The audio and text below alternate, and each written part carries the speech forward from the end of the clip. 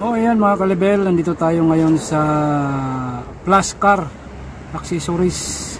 Nag-install sila dito ng mga electrical katulad ng charger outlet para sa ating mga cellphone. Ayan, nagpapatakabit tayo para magkaroon tayo ng additional outlet para sa ating charger. Yan. Gagawa tayo ng charger. Dito panibagong charger.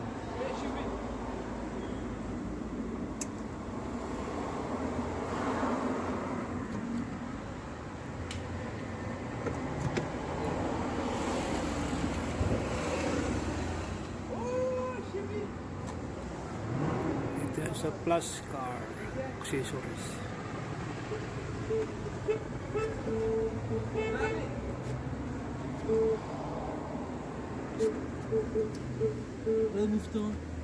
Ja, hoort hem op.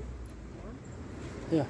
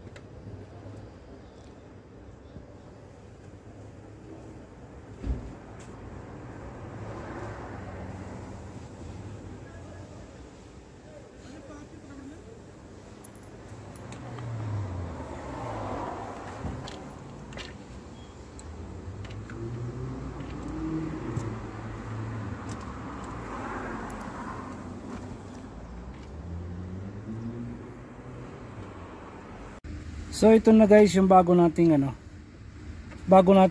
socket para sa ating charger. Ayan oh. Ito yung charger natin, lalagay natin dito. Yan. Ito yung pinakabit natin, halagang 65 real.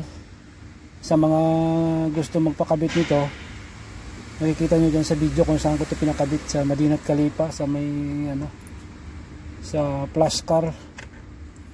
At yung isa niya nandito. Ayan, dito sa ilalim. Ang naging problema guys, ito tinatamaan ng tuhod. Pag may sakay ako rito, mayroon akong dalawang sakay, tinatamaan ng tuhod, yung cable ko nasisira. Ito, nababali. So nag-decide ako na magdagdag ako. Nag-isip ako kung saan ko pwede ilagay. So naisipan ko guys, dito ko maglagay sa may pintuan ko dito sa may driver side, sa may kaliwang bahagi. Ayan. So ayan yung sasakyan. So dito safety siya, hindi na siya nasasagi. So kahit may sakay ako, dito ko ilagay. Pag wala akong sakay, dito ko sa gitna ko i-charge. So ito lang, lalagay nyo lang. Yan, may ilaw siya, di ba? Yan. May ilaw siya. So ibig sabihin may kuryente siya. Tapos ito yung cable ko, meron ako ritong cable, bali tatlo ito mga kalibel. Ayan, tatlo. Meron pang iPhone, meron pang micro SD, tapos merong C, type C.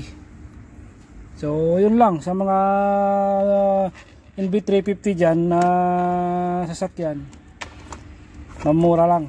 Yung nandito kayo sa Qatar, mura lang magpakabit. 65 lang kasama na lahat, pampa-install lahat na. Pagaganahin na nila yan, 65 lang yung magiging ano ninyo. bayad kasama na labor installation. Alright, rock and roll.